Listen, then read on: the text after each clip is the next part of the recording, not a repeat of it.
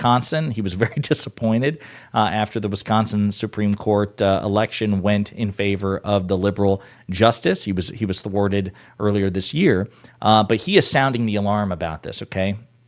I'm vehemently opposed to the creation of a third party. Let me preface this by saying I support President Trump and Elon Musk. I think I speak for many, hopefully, that we wish both dads can come to an agreement and work together for a successful 2026 midterm election. It's also important to note that while having a Republican White House, House, and Senate, we must be cognizant that, even with a majority, it still proves challenging to get every single thing Republicans want in budget bills.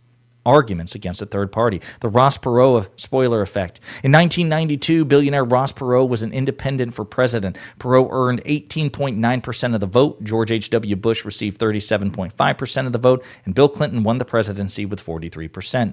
In Pennsylvania, for example, Clinton won 2.2 million votes in the Commonwealth. Bush and Perot earned 1.7 million and 900,000 votes, respectively. One could argue that Bush could have won Pennsylvania if Perot were not in the race.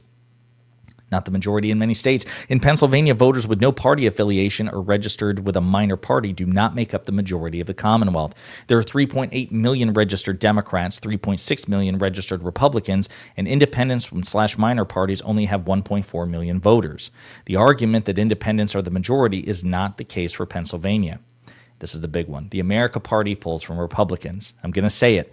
What it means to be a Democrat in modern American society means that America should come last. This is a party that has fought harder for Ukraine and funding for other countries, as well as illegal aliens, than homeless Americans. Even liberal judges appointed by President Obama have worked tirelessly to try to stop President Trump from deporting illegal aliens. Using the name America Party is an automatic disqualifier for many Democrat voters, as this party is the party that burns the American flag and waves the Mexican and Palestinian Authority flags instead. Again, wildly reductive, but let's just go with it.